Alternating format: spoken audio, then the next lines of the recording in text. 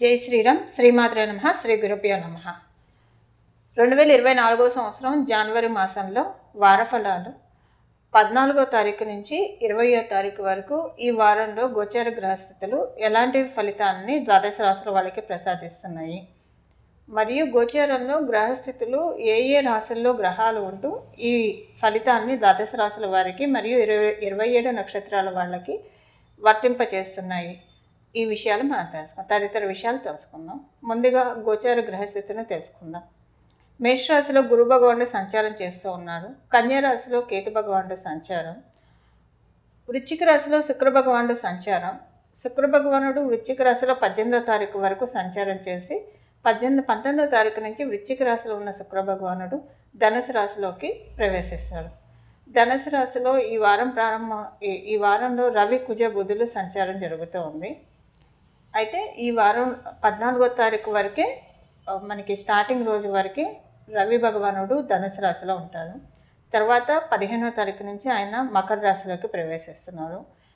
శనీశ్వరుడు కుంభరాశిలో సంచారం చేస్తూ ఉన్నారు. రాహు భగవానుడు మీనరాశిలో సంచారం జరుగుతూ ఉంది. ఈ గోచర గ్రహస్థితుల రీత్యా ద్వాదశ రాశుల వాళ్ళకి ఎలాంటి ఫలితాలు వస్తాయన్న విషయాన్ని మనం తెలుసుకుందాం. అయితే ఈ ద్వాదశ రాశుల వాళ్ళు మరియు ద్వాదశ లగ్నాల్లో పుట్టిన వాళ్ళు అందరికీ కూడా ఈ ఫలితాలు వర్తిస్తాయి. మీ లగ్నం మీకు తెలిస్తే కనుక మీ లగ్నం ఏ రాశి అయిందో ఆ రాశి ఫలితాలను కూడా చూసుకోవడానికి ప్రయత్నించండి. మీ రాశి ఫలితాలు మీరు చూసుకోండి, మీ లగ్న ఫలితాలు మీరు చూసుకోండి. మీ లగ్నం మీకు తెలిస్తే, లగ్నం తెలియకపోతే రాశి ఫలితాల వరకు చూసుకోండి, కంగారేం లేదు. రెండు తెలిస్తే రెండు చూసుకొని రెండిట్లో బ్యాలెన్స్ చేసుకోండి. ఎందులో అయినా ఒక విషయం బాగాలేదంటే, రాశి ఫలితాల్లో ఒక విషయం బాగాలేదంటే లగ్న ఫలితాల్లో అది బాగుంది అంటే కనుక ఆ విషయం యావరేజ్ అవుతుందని మీరు ఇక్కడ గమనించాలి. రెండిట్లో బాగుందంటే చాలా బాగుంటుంది అని అర్థం. రెండిట్లో బాగోకపోతే కొంచెం జాగ్రత్తలు తీసుకోవాలని చెప్పి అంటారు. ఈ విధంగా మీరు తెలుసుకోవాలి. రాశి ఫలితాలు అంటే మనకి ద్వాదశ రాశుల వారు, ద్వాదశ లగ్నాల వాళ్ళకి కూడా ఈ ఫలితం వర్తిస్తుంది. మీకు లగ్నం తెలియదంటే మీ రాశి మీకు తెలిస్తే బేసిక్గా మీ రాశి ఫలితాలు మీరు చూసుకోండి. కర్కాటక రాశి మరియు కర్కాటక లగ్నంలో పుట్టిన వారికి ఫలితాలు తెలుసుకుందాం. మీకు ఈ వారం చంద్రబలం బాగా ఉంది. చంద్రభగవానుడు ఉచ్చస్థానం వైపు అడుగు వేస్తున్నాడు. ఎందుకు మీ రాశి వారికి చంద్రభగవానుడిని నేను చెప్పడానికి కారణం ఏంటంటే, మీ రాష్ట్రాధిపతి చంద్రభగవానుడు కాబట్టి ఆయన ఈ వారం కుంభరాశిలో ఈ వారం అంటే 14వ తారీఖు నుంచి 20వ తారీఖు లోపల కుంభరాశి, మీనరాశి మరియు మేషరాశిలో ఆయన సంచారం జరుగుతూ ఉంటుంది. మేషరాశి తర్వాత ఆయన ఉచ్చస్థానమైన వృషభ రాశిలోకి ఆయన వెళ్తారు. ఎప్పుడైనా ఏదన్నా ప్లానెట్ ఉచ్చ రాశి వైపు కనుక అడుగులు వేస్తూ ఉంటే కనుక అక్కడి వరకు బాగుంటుంది. అందులో చంద్రుడు అంటే మనకి చాలామంది విషయాల్లో మనం చూస్తూ ఉంటాం. ఒక్కొక్కరు అందరికీ చాలామందికి అని చెప్పడం తప్పు. ప్రతి ఒక్కడము కూడా ఎవ్వరం దీనికి అతీతులం కాదు. ఒకరోజు చాలా సంతోషంగా ఉంటాం, ఒకరోజు ఎనర్జీ లెవెల్ చాలా లోగా ఉంటుంది. కారణం కూడా మనకి తెలియదు. ఇదంతా కూడా చంద్రబలం ఆధారితంగానే ఉంటుంది. ఇప్పుడు ఎందుకు చెప్తున్నానంటే, చంద్రుడు వృషభ రాశి వైపు అడుగులు వేస్తూ ఉన్నాడు. ఈ వారం వృషభ రాశి కంటే ముందు రాశి అయిన మేషరాశిలోకి అంటే 14వ తారీఖు నుంచి 20వ తారీఖు లోపల ఆయన కుంభరాశి మరియు మీనరాశి మేషరాశిలో ఆయన సంచారం జరుగుతూ ఉంటుంది. వెళ్ళబోయేది వృషభ రాశిలోకి కాబట్టి చాలా చక్కటి మనస్థితిని ఇస్తాడు. అంటే చాలా స్ట్రాంగ్గా మనస్థితి ఉంటుంది. ఎలాంటి ఆటపోట్లకి మనసులోనే అవ్వకుండా చాలా స్థిరంగా ప్రశాంతంగా ఉంచుతాడు ఈ వారం చంద్ర భగవానుడు కర్కాటక రాశి మరియు కర్కాటక లగ్నంలో పుట్టిన వాళ్ళని. ఈ వారం ఒక స్పెషల్ గ్రహస్థితి కర్కాటక రాశి కర్కాటక లగ్నంలో అంటే ద్వాదశ రాశుల వాళ్ళకి ఉంది. నేను ఇందాక మిథున రాశి వాళ్ళకి కూడా చెప్పాను. ఇప్పుడు కర్కాటక రాశి వాళ్ళకి ఆ స్పెషల్ గ్రహస్థితి ఏంటి అనేది మనం తెలుసుకుందాం. మిథున రాశి వాళ్ళకి ఒక గ్రహస్థితి చెప్పాం, కర్కాటక రాశి వాళ్ళకి 2 గ్రహస్థితులు మనం ఇక్కడ తెలుసుకుందాం. మీకు పరిపూర్తి రాజయోగాన్ని ఇచ్చే ప్లానెట్ కుజ మంగళుడు ఆయన వచ్చేసేసి ధనుసు రాశిలో ఇప్పుడు ఉన్నాడు. అలాగే మీకు తృతీయాధిపతి మరియు వ్యయాధిపతి అయిన బుధ భగవానుడు షష్ఠ స్థానంలో సంచారం చేస్తున్నాడు. ఇద్దరు షష్ఠ స్థానంలో సంచారం చేస్తూ ఉన్నారు. దీనివల్ల ఏంటంటే బుధ భగవానుడు షష్ఠ స్థానంలో సంచారం చేయడం మీకు విపరీత రాజయోగాన్ని ఈ వారం తెచ్చిపెడుతున్నాడు. అంటే విపరీత రాజయోగం అంటే ఈ వారం మీకు ఎలా ఉంటుందంటే, కమ్యూనికేషన్స్ చాలా ఫ్రీ ఫ్లోగా అవుతుంది. ఎక్కడ కూడా తొనకకుండా బెనకకుండా చాలా చక్కగా మీరు ఎక్స్ప్రెస్ చేయాలనుకున్నవన్నీ కూడా చాలా బాగా ఎక్స్ప్రెస్ చేయగలుగుతారు. అలాగే మీ ఖర్చులన్నీ కూడా కొంతవరకు నియంత్రణలోకి రావడానికి అవకాశం చక్కగా ఉంది. కర్కాటక రాశి వాళ్ళకి ధనుసు రాశి చాలా అంటే చాలా మేజర్ రోల్ ప్లే చేస్తుంది. మనకి పరాశర సంహితలో కూడా కర్కాటక రాశి, కర్కాటక లగ్నంలో కావచ్చు, కర్కాటక రాశిలో పుట్టిన వాళ్ళకి కావచ్చు, గురుడు కనుక ధనుసు రాశిలో ఉంటే వాళ్ళకి ఆ ధనపరంగా చాలా బాగా ఉంటుంది. అంటే ఆ పాయింట్ ట్రిగర్ అయిన తర్వాత నుంచి ధనపరంగా చాలా బాగా సెటిల్ అవుతారని చెప్పి మనకి పరాశర సంహితలో ఉంది. అయితే ఇప్పుడు ఈ విషయం ఎందుకు చెప్తున్నానంటే, గురు భగవానుడు ఇక్కడ లేకపోయినా సరే గురు భగవానుడు దృష్టి ధనుసు రాశిలో పెట్టాడు. అలాగే మీకు పరిపూర్తి రాజయోగాన్ని ఇచ్చే కుజ భగవానుడు ధనుసు రాశిలో ఉన్నాడు. సో కుజ గురువుల పరివర్తన కూడా ఇక్కడ జరిగింది కాబట్టి ఇక్కడ వృత్తిపరంగా, వ్యాపారపరంగా మరియు అదృష్టపరంగా కర్కాటక రాశి వాళ్ళకి చాలా బాగా ఉంటుంది. ఈ ఒక్క వారమనే కాదు, ఇది ఇంకా కొనసాగుతుంది. లాస్ట్ వీక్ నుంచి ఇది ప్రారంభమైంది, ఇది ఇంకా కొనసాగుతుంది. అంటే ఇక్కడ మనం ఒక్క సెగ్మెంట్ అని తీసుకోవడానికి లేదండి. ఉద్యోగస్తుల, వ్యాపారస్తుల, లేదంటే కొంతమంది ఫ్రీలాన్స్ వర్క్స్ చేసేవాళ్ళు ఉంటారు, వాళ్ళకి కావచ్చు. కమిషన్ ఏజెంట్లుగా, అంటే కమిషన్ ఏజెంట్ కూడా మనం ఒక రకంగా చూస్తే ఫ్రీలాన్స్ వర్క్స్ అనే చెప్పాలి. విద్యార్థినులకి అందరికీ కూడా ఒక మంచి మార్పు తెచ్చి పెట్టబోతున్నారు కుజగురువులు ఇద్దరు కూడా. అయితే ఈ కుజగురువులు ఇద్దరు ఏ మార్పు తెస్తారు మీ జీవితంలో అన్నది మటుకు మీ జన్మజాతకాన్ని బట్టి అయితే ఆధారపడి ఉంటుంది. ఒకవేళ మీ జన్మజాతకం ఇప్పుడు ఫైనాన్షియల్గా బాగుంది అనుకోండి, ఫైనాన్షియల్ స్ట్రాంగ్నెస్ చాలా బాగా మీకు వాళ్ళు ఇచ్చే వెళ్తారు. అంటే ఇక్కడ నుంచి ఈ ఫలితాలు గురు భగవానుడి సంఖ్య 3 కాబట్టి 3 నెలల్లో ఈ ఫలితాలు మనం చెప్పుకుంటున్న వార ఫలితాలైనా 3 నెలల్లో ఇప్పుడు మనం తెలుసుకునే ఫలితాలు వర్తిస్తాయి. అంటే ఏ విషయాల్లో ఇప్పుడు మీ జన్మజాతకం స్ట్రాంగ్ ఉందో ఆయా విషయాల్లో మిమ్మల్ని గట్టి చేసే అవకాశం ఉంది. గట్టి చేసే అవకాశం అంటే స్ట్రాంగ్ చేసే అవకాశం, కాంక్రీట్ చేసే అవకాశము చాలా చక్కగా ఉంది.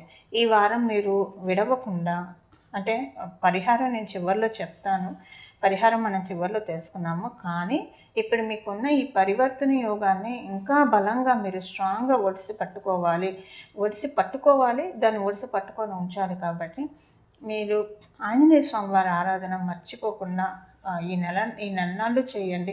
ప్రతిరోజు హనుమాన్ చాలీసా ఒకసారి చదువుకోండి, కుదిరితే 3 సార్లు చదువుకోండి. హనుమంతుడి ఆరాధన ఈ పరివర్తన యోగాన్ని మీకు చక్కగా ట్రిగర్ చేస్తుందని చెప్పడంలో ఏ విధమైన సందేహం లేదు. అసలు మర్చిపోకుండా, మళ్ళీ గురు భగవానుడు మేషరాశిలో ఉన్నాడు కాబట్టి ఇప్పుడు ఈ పరివర్తన ఉంది. మేషరాశిలోంచి ఆయన వెళ్ళిపోతే మళ్ళీ 12 సంవత్సరాల దాకా మేషరాశిలోకి రాడు. మళ్ళీ వృశ్చిక రాశిలో వచ్చినప్పుడు ఈ పరివర్తన అప్పుడు వస్తుంది మళ్ళీ. అంటే ఆయన కుజుడు అయితే ధనుసు రాశిలోకి మరియు మీనరాశిలోకి సంవత్సరంలో 2 రాశుల్లో తిరుగుతూ ఉంటాడు. కానీ ఈ పరివర్తన అనేది మనకి ఇప్పుడు ఏర్పడింది కాబట్టి ఈ విషయంలో మీరు దీన్ని ఒడిసి పట్టుకోవాలి. ఇలాంటి గోచార గ్రహస్థితిని మనం ఒడిసి పట్టుకోవాల్సిన బాధ్యత మనందరి మీద ఉంది. ఇలాంటి టైంలోనే మనకి యోగాలన్నీ ట్రిగర్ అవుతాయి. మన జన్మజాతకం, అందుకే భగవంతుడు మన జన్మజాతకం ఎలా ఉన్నా సరే గోచారంలో గ్రహస్థితులు తిరగడం వల్లే మనకి ఉన్న యోగాలు కొన్ని ట్రిగర్ అవుతాయి. ఇప్పుడు చూడండి, మీరు ఉద్యోగంలో చేస్తూ ఉంటారు, ఉద్యోగం మీకు బేసిక్గా రావడం, గవర్నమెంట్ ఉద్యోగం కావచ్చు, ఏదైనా సరే అది మీ జన్మ గ్రహస్థితి అనుకుంటే దాంట్లో మార్పులు జరుగుతూ ఉంటాయి కదా. కొత్త మంచి ఉద్యోగం వచ్చి మీరు మారవచ్చు, లేదా ఉన్న ఉద్యోగంలోనే మీకు పొజిషన్ పెరగవచ్చు, ఇంక్రిమెంట్స్ రావచ్చు. ఇలాంటివన్నీ అసలు ఆ ఉద్యోగంలో మీరు కంటిన్యూ అవుతారా, చాలా స్ట్రాంగ్గా ఉంటుందా లేదా అనేది మీ జన్మజాతకం స్ట్రాంగ్గా ఉందా లేదా అలాగా మనం అర్థం చేసుకోవాలి. అలాగే మీకు అది మంచి మార్పులు అనేది గోచారం సూచిస్తుంది. సో గోచారం బాగా ఉంటే మీ జన్మజాతకం బాగుంటే మంచి మార్పులు వస్తాయి. అంటే ఇదంతా నేను ఇప్పుడు ఉదాహరణకి చెప్తున్నాను. ఎందుకంటే అస్సలు విడవకుండా హనుమంతుడి ఆరాధన చేయండి, హనుమంతుడి ఆలయానికి వెళ్ళండి. మీకు అసలు నాకు తెలిసి ఈ జాన్ మంత్ మొత్తంలో ఎప్పుడో ఒకప్పుడు హనుమంతుడి నుంచి ఏదో ఒక ఇండికేషన్ వచ్చే తీరుతుందండి. ఎవరో ఒకళ్ళు హనుమంతుడి ప్రసాదం తెచ్చి ఇవ్వడం కావచ్చు, ఏదైనా సరే ఒక ఇండికేషన్ అయితే రాముల వారి నుంచి కావచ్చు, హనుమంతుడి నుంచి కావచ్చు, కళల రూపంలో కావచ్చు, ఏదో ఒక రూపంలో వచ్చే తీరుతుంది. దీన్ని మీరు హనుమంతుడి ఆరాధనతో ఈ యోగాన్ని ఒడిసి పట్టుకొని స్ట్రాంగ్ చేసుకోవడానికి అవకాశం చాలా చక్కగా ఉంది. ద్వాదశ రాశుల వాళ్ళకి ఈ వారం చేసుకోవాల్సిన పరిహారం ఒకసారి మనం పరిశీలిద్దాము. మీరు చేసుకోవాల్సిన పరిహారం వచ్చేసేసి లక్ష్మీ నరసింహస్వామి వారి ఆరాధన ఈ వారం ఎంత బాగా చేసుకుంటే అంత మంచిది. ప్రత్యేకించి నమో భగవతే లక్ష్మీ నారసింహాయ, నమో భగవతే లక్ష్మీ నారసింహాయ, నమో భగవతే లక్ష్మీ నారసింహాయ అనే ఈ మంత్రాన్ని ప్రతిరోజు కూడా విడవకుండా జపించడం వల్ల చాలా చక్కటి ఫలితాలు వస్తాయి. అగ్నితత్వ రాశి అయిన ధనుసు రాశిలో కుజభగవానుడి సంచారము, లక్ష్మీ నరసింహస్వామి వారి ఆరాధన ద్వాదశ రాశుల వాళ్ళకి కూడా చక్కటి శుభ ఫలితాన్ని తెచ్చిపెడుతుంది. ఈ వారం ఈ పరిహారం చేసుకొని భగవంతుడి కృపా కటాక్షాన్ని మనం అందరం పొందుదాము. మీరందరూ కూడా భగవంతుడి కృపా కటాక్షాలు పొందాలని చెప్పి మనస్ఫూర్తిగా కోరుకుంటూ, అయితే నేను ప్రారంభంలో చెప్పినట్లు మీ రాశి ఏదైనా, మీ లగ్నం అయినా సరే, మీరు ఆ లగ్నం ఏ రాశిలో ఉందో ఆ రాశి ఫలితాలు కూడా తెలుసుకోవాలని మనం తెలుసుకున్నాం కదా. అంటే కొంతమందికి వాళ్ళ లగ్నం తెలిసి ఉంటుంది, అది వాళ్ళ పెద్దలు చెప్పి ఉండొచ్చు, లేదా వాళ్ళు ఎవరైనా జ్యోతిష పండితుల దగ్గరికి వెళ్తే వారైనా సూచిస్తే లగ్నం తెలుస్తుంది. ఈ రెండు తెలుసు, రెండు లగ్నం తెలిస్తే ఆ లగ్న ఫలితాలు కూడా తెలుసుకోవాలి. అయితే ఇక్కడ ఒకటి, మీ జన్మజాతకం కనుక బాగా ఉంటే, గోచారంలో బాగోకపోతే కనుక మీ జన్మజాతకం బాగుంది కాబట్టి అది మీకు పెద్దగా ఎఫెక్ట్ అయితే ఇవ్వదు, యావరేజ్ చేస్తుంది. ఒకవేళ జన్మజాతకం ఇప్పుడు ప్రస్తుతం బాగోలేదు కానీ గోచారంలో మీ రాశి వాళ్ళకి కావచ్చు, మీ లగ్నంలో పుట్టిన వాళ్ళకి బాగుంది అంటే కనుక గోచారం మీ జన్మజాతకాన్ని కాపాడుతుంది. అంటే మీ జన్మజాతకంలో ఉన్న ఫలితాలు, చెడు ఫలితాలు మీరు చూడకుండా గోచారం ద్వారా మీరు కాపాడబడతారు. అంటే అందుకే మనకి గోచార ఫలితాలు అనేవి ఉంటాయి. అంటే ప్రతి ప్లానెట్ మనకి మూవ్ అవుతూనే ఉంటుంది. ఒక్కొక్కసారి మంచి ఫలితాలను ఇస్తే, ఒక్కొక్కసారి చెడు ఫలితాలను ఇస్తూ ఉంటాయి. ఒక్కొక్కసారి చాలా న్యూట్రల్ రిజల్ట్స్, తటస్థంగా రిజల్ట్స్ ఉంటాయి. సో మీ రాశి ఫలితాలు మీరు తెలుసుకున్నారు కాబట్టి మీ జన్మజాతకం బాగుంటే ఇప్పుడు మనం తెలుసుకునే పరిహారం చేసుకుంటే, ఒకవేళ గోచారంలో బాగోకపోయినా మీకు మంచి ఫలితాలు వస్తాయి. ఒకవేళ కనుక మీ జన్మజాతకం బాగుండి మరియు గోచారంలో కూడా మీ రాశి వాళ్ళకి బాగుంటే ఈ పరిహారం చేసుకోవడం వల్ల ఇంకా మంచి ఫలితాలు మీకు అందుతాయి. రెండిట్లో బాగోకపోతే, మీ జన్మజాతకం బాగోలేదు, గోచారం బాగోలేదంటే మటుకు ఖచ్చితంగా రెమెడీ చేసుకోవాలి. సో మనం తెలుసుకున్న నమో భగవతే లక్ష్మీ నారసింహాయ అన్న ఈ మంత్రాన్ని జపించడానికి ప్రయత్నించండి. మంగళం. నమో భగవతే వాసుదేవాయ.